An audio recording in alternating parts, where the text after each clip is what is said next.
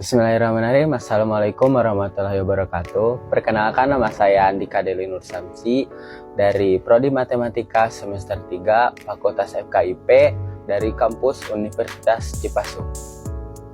Baik, saya di sini akan menjelaskan tentang teorema yang menunjukkan sifat komposisi rotasi.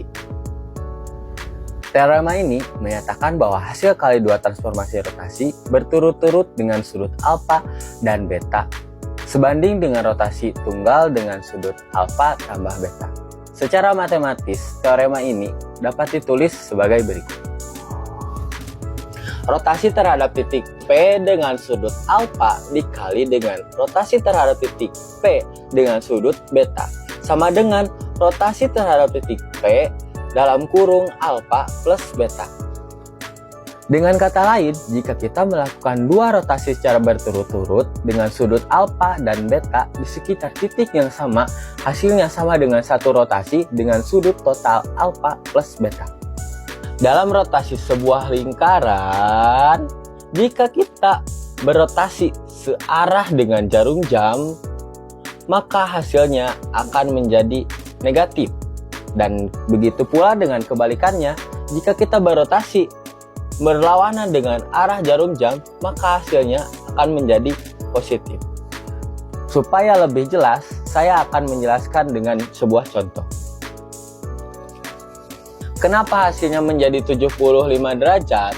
Kita kembali ke penjelasan yang awal, yaitu dalam sudut sebuah lingkaran, jika kita berotasi berlawanan dengan arah jarum jam, maka akan menghasilkan positif derajat, yaitu yang positif. Karena kedua contoh ini 30 derajat dan 45 derajat ini sama-sama berotasi ke berlawanan dengan arah jarum jam, maka akan menghasilkan positif. Maka dengan begitu bisa dituliskan seperti ini. Kita sebagai contoh ini 30 derajat. Ini 30 derajat.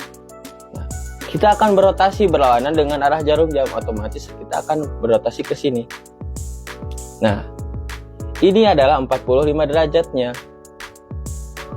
Jadi kita bisa asumsikan bahwa jika titik pusat kita 30 lalu berotasi berlawanan dengan arah jarum jam 45 derajat, maka akan menghasilkan 75 derajat.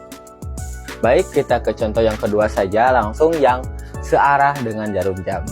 Kita kan ingat tadi, jika kita berlawanan dengan arah jarum jam maka akan menghasilkan positif, dan jika searah dengan jarum jam maka akan menghasilkan negatif. Nah, kita langsung saja ke contoh.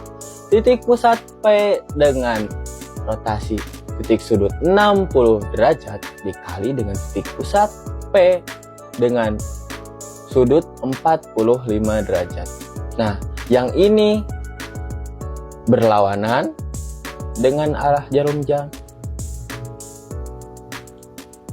maka akan positif ya. Nah, yang ini searah dengan arah jarum jam, maka akan menghasilkan negatif. Maka sama dengan titik pusat P dalam kurung 60 derajat ditambah, karena ini 45 derajatnya searah dengan jarum jam, maka kita akan tulis dengan negatif 45 derajat.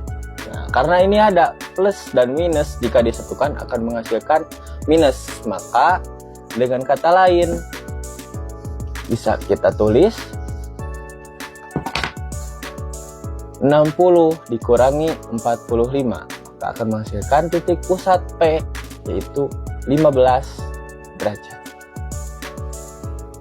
Maka dapat disimpulkan bahwa rotasi komposisi ini jika kita berotasi searah dengan jarum jam maka akan menghasilkan negatif, dan jika kita berotasi berlawanan dengan arah jarum jam maka akan menghasilkan positif.